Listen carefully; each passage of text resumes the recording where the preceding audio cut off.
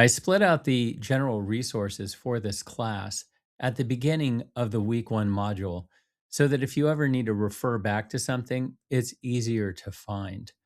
Don't be alarmed. I have my screen blacked out because if I don't, if I have it white, then it casts a lot of light and it'll just wash me out. So I wasn't able to figure out how to adjust the lights. So I have my screen darkened.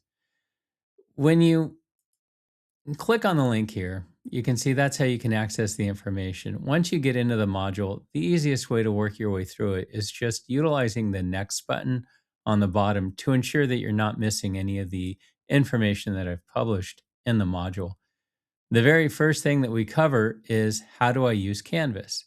If you're already familiar with Canvas, you may not need this.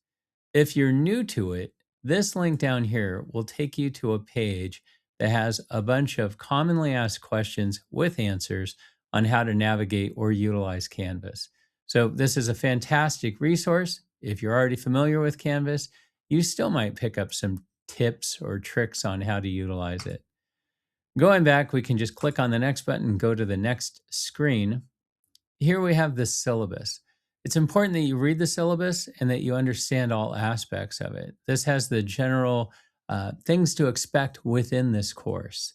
Has all of the different guidelines, including my office hour, required text, understanding the week.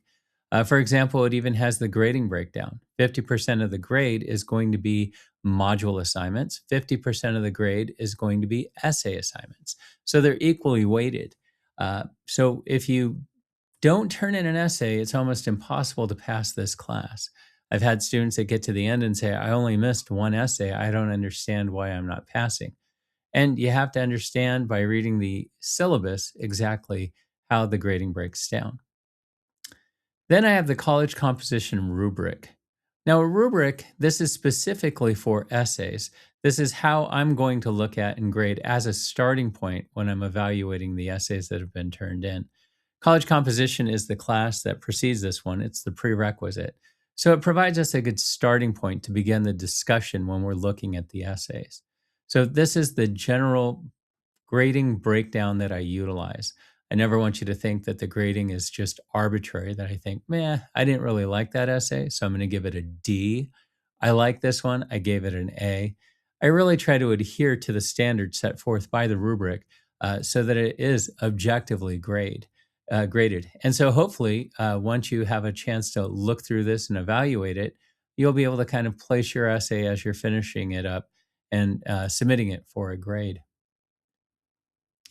Then we have the MLA citation and document design. This is extremely important for this course.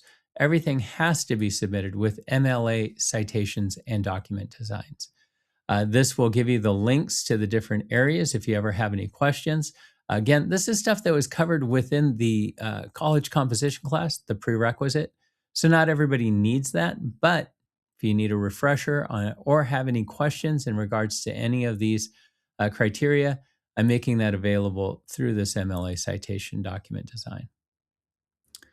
Then we have our course OER. The OER that I'm utilizing is the Writing and Critical Thinking Through Literature by Ringo and Kashap.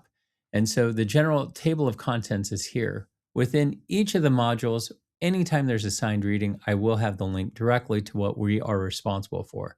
But if you just want to kind of go through the book yourself or take a look at different aspects of it, you can certainly go there through that main link. Within this page, I have some other things that I think are prerequisite kind of situations. So I didn't want to bog this course down by going over those, but I did want to go ahead and leave those available here and highlight those. Like you have pre-writing or writing about fiction or outlining literary essays. There's even something on thesis statements. So I didn't feel that was something we had to go over because it should have been gone over in the prerequisite, but I did want to make that available here if you needed a refresher. So we are going to be reading Candide. The ebook link for Candide is right here. If we have an essay assignment within the module, I will also include a link of it there. But I'm giving this to you here. It is through the Gutenberg Press, so it is free. You can download or move this onto a e-reader if you'd like to. I mentioned already that if you want to get a physical copy of it, any physical copy will do. Um, we're going to be reading it, as you can see, through chapters. So, chapters are going to be how we refer to what each assignment has. So, you're not going to need page numbers for this. All right, and that's it. That is basically what I have for the classroom general resources. All I've gone over here is the very beginning here, which includes all of the general resources for the class. So if you ever need to refer back to these, this is where they are. Thanks.